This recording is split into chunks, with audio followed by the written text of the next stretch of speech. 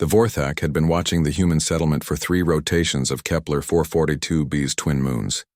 From its perch atop the crystalline ridge, the creature's 6 eyes tracked every movement in the valley below with the patience of a born killer. Standing nearly 4 meters tall on powerful hind legs, with razor-sharp claws that could slice through titanium and fangs that dripped with paralytic venom, the Vorthak was the undisputed apex predator of this hostile world. The humans had landed on Kepler 442b 6 months ago, establishing their research outpost in what they foolishly believed was a safe valley. They had no idea that this particular valley served as a hunting ground for one of the galaxy's most feared predators. The Vorthak had observed countless species attempt to colonize this world over the millennia. None had survived more than a few weeks. Yet these humans, they were different.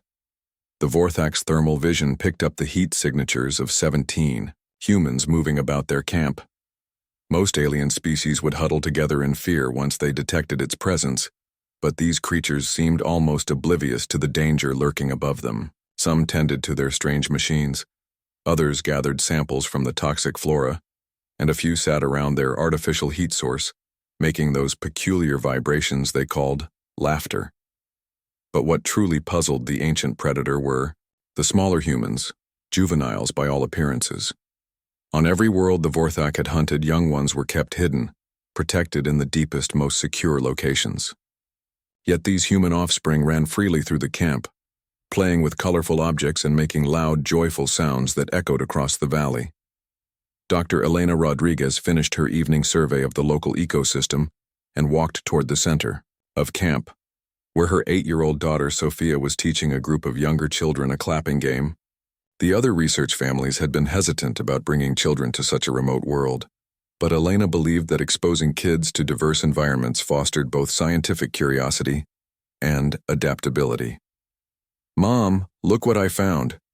Sophia ran up, holding a strange, smooth stone that seemed to shimmer with an inner light. "Tommy says it might be alive, but I think it's just really pretty." Elena examined the mineral sample with interest. "We'll have to run some tests tomorrow, Mija, but right now it's time to get ready for bed." The Vorthak's head tilted with confusion. The adult female showed no fear, no protective urgency.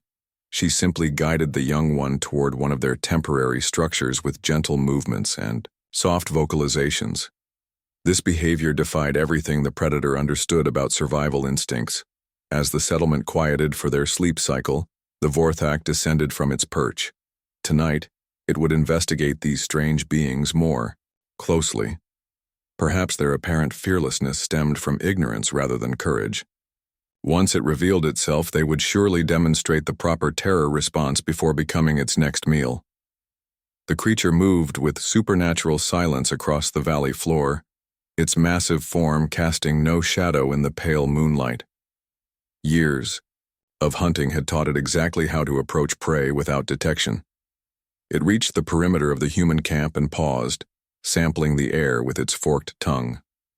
Strange scents filled its sensory organs, unfamiliar chemicals, processed foods, and something else, something warm and innocent that seemed to emanate from the area where the young ones slept. The Vorthak crept closer to the children's sleeping area, expecting to find them cowering in fear. Instead, it discovered something that made its ancient mind reel with bewilderment. The juveniles were arranged in small, soft sleeping pods, completely unguarded and vulnerable. But surrounding them were dozens of small, colorful objects, clearly not tools or weapons, but rather toys.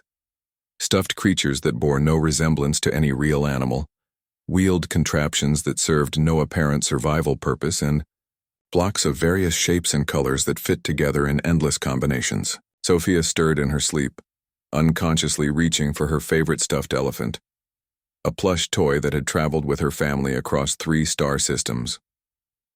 The Vorthak froze as the small human shifted, expecting her to wake and scream at the sight of certain death looming over her. Instead, the child smiled in her sleep and hugged the soft toy closer. For the first time in its 1,000-year existence, the Vorthak felt something other than hunger or territorial aggression. These tiny humans slept peacefully, surrounded by objects that served no survival function but brought them comfort and joy. They created beauty and play in a universe filled with danger and death. The predator's massive claws gently picked up a small abandoned toy, a miniature spacecraft with colorful lights that activated at its touch. The device began playing a soft melody, and the Vorthak found itself transfixed by the simple, haunting tune. Dr. Rodriguez woke to her motion sensors detecting movement near the children's area. She grabbed her plasma rifle and crept outside, expecting to find one of the local scavenger species raiding their supplies. Instead, she witnessed something that would forever change humanity's understanding of this world. The Vorthak, the legendary apex predator that had wiped out every previous colonization attempt, sat quietly beside her daughter's sleeping area, carefully examining Sophia's collection of toys with what could only be described as wonder. In Kurai, its massive claws, it held a small music box listening to the lullaby with an expression of profound curiosity. Elena slowly lowered her weapon.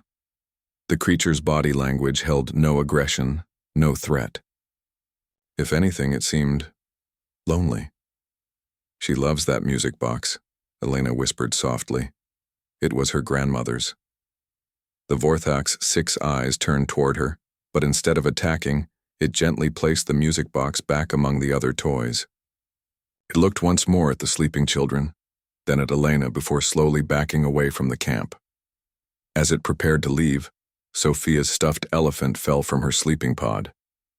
The Vorthak paused, carefully picked up the toy, and placed it back within the child's reach. Then the apex predator of Kepler 442b disappeared into the night, carrying with it a small battery-powered toy that projected stars onto nearby surfaces, a gift from sleeping children who had unknowingly taught an ancient killer about wonder, innocence, and the peculiar human capacity to create joy in the darkest corners of the universe. The humans never saw the Vorthak again, but they often found small gifts left at the edge of their camp: rare minerals, beautiful crystals, and flowers from the planet's most dangerous regions. The children began leaving toys in return, creating an unlikely friendship between humanity's youngest members and the galaxy's most feared predator. And sometimes, on quiet nights when the twin moons were full, the settlers could hear a familiar lullaby echoing from the crystalline ridges above, played by claws that had learned gentleness from a child's innocent trust.